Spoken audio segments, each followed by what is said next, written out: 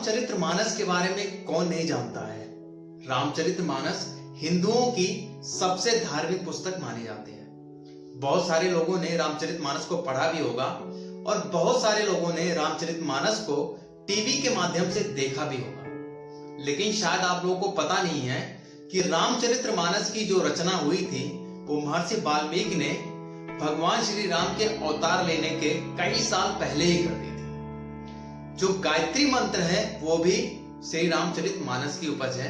श्री रामचरितमानस में 24,000 श्लोक हैं और गायत्री मंत्र में 24 शब्द हैं और ये जो शब्द हैं वो रामचरितमानस के हर 1000 श्लोक के बाद का पहला शब्द है। तो इसको अगर आप जोड़ेंगे तो आपका गायत्री मंत्र बनेगा। गायत्री मंत्र सभी मंत्रों में सबसे श्रेष्ठ माना जाता है। तो आज हम जो बात करेंगे वो रामचरितमानस से ही करेंगे, भगवान श्री राम की जीवनी से करेंगे। ज्यादातर लोग जानते हैं कि भगवान श्री राम केवल 4 भाई थे, लेकिन आपको ये जानकर हैरानी होगी कि भगवान श्री राम 5 भाई थे।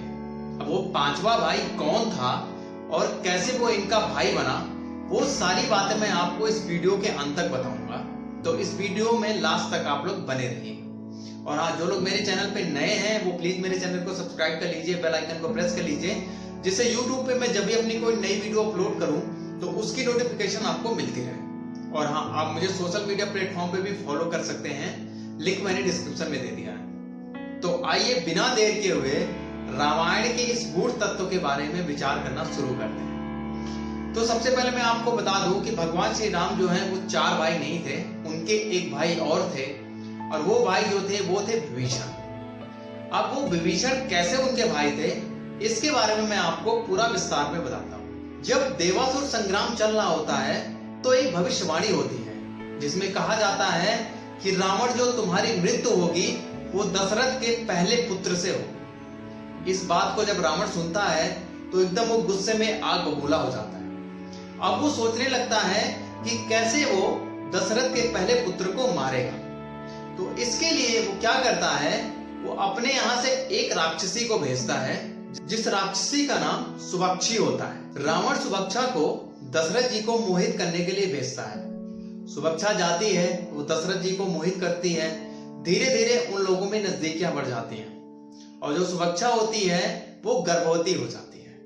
अब जब वो गर्भवती होती है तो वो रावण को बताती है सारी बात और वो भाग के रावण के पास चली आती है। रावण कहता है अब तुम यहीं पे रहोगी और उसको अपनी महल में एक बहुत ही ऊंचा दर्जा दे देता है। कुछ टाइम के बाद सुभक्षा से 2 बच्चे पैदा होते हैं।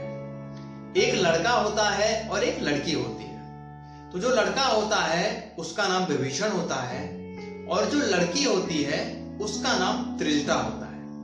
आप देखेंगे कि सीता माता के साथ जब सीता माता अशोक वाटिका में रहती हैं तो त्रिजटा नाम की एक राक्षसनी उनके साथ हमेशा रहती है। वो राक्षसनी जो होती है वो सुभक्षा की ही बेटी होती है।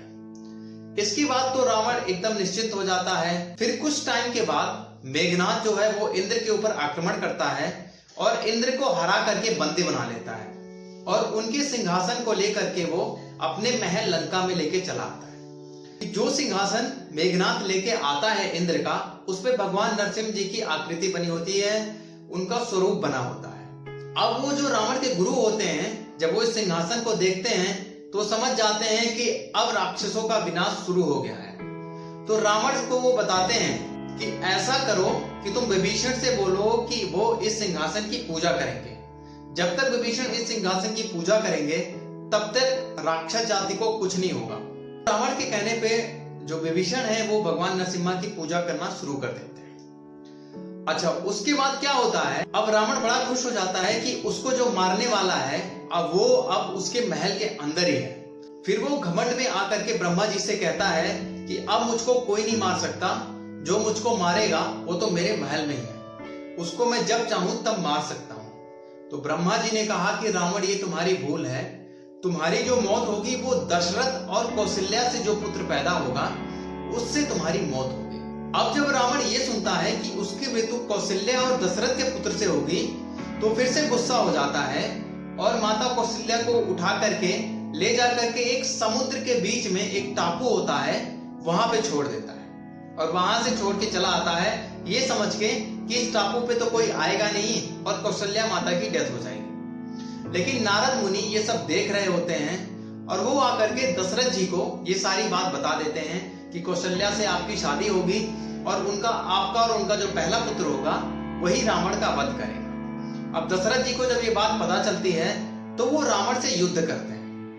युद्ध करके बड़ी मुश्किल से वो कौशल्या जी के पास पहुंचते हैं और वहां पे कुछ ऋषि मुनि होते हैं, वो मिल करके कौशल्या जी की शादी करवा देते हैं दशरथ जी से। उसके बाद उनसे जो पुत्र पैदा होता है वही पुत्र भगवान श्री राम पैदा होते हैं। तो इस हिसाब से अगर आप देखेंगे तो दशरथ जी के जो पहले पुत्र होते हैं वो होते हैं विभीषण जी, यानी विभीषण जी भगवान राम के बड़े भाई होते हैं। जब रावण विभीषण को अपने महल से बाहर निकालता है तो वो प्रभु राम के शरण में आते हैं। उस टाइम के लिए एक श्लोक है, मुझे याद नहीं है।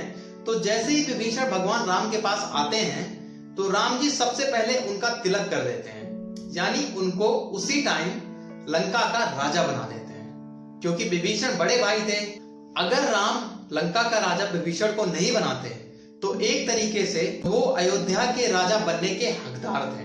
लेकिन प्रभु श्री राम ने उनको उससे पहले ही रावण का राजपाट दे दिया और उनका तिलक करके उनको लंका का राजा रावण के मरने से पहले ही बता दिया था। दोस्तों, हम लोग जो रामायण देखते हैं ये तुलसीदास द्वारा रचित रामायण है। इसको उत्तर रामायण भी कहते हैं। जो प्रमुख रामायण बताया जाता है वो महर्षि वाल्मीकि ने लिखा हुआ है और उसमें कहीं भी सीता स्वयंवर का कोई जिक्र नहीं है। और जो वाल्मीकि द्वारा रामायण लिखा हुआ है वो भगवान राम के अवतार लेने के कई साल पहले ही लिख दिया गया। तो आज की इस वीडियो को देखने के बाद आप समझ गए होंगे कि विभीषण जी और राम जी में क्या रिश्ता था। तो ऐसे बहुत सारे गूढ़ रहस्य हैं रामायण के, जिनको लेकर के मैं समय समय पर आता रहूंगा।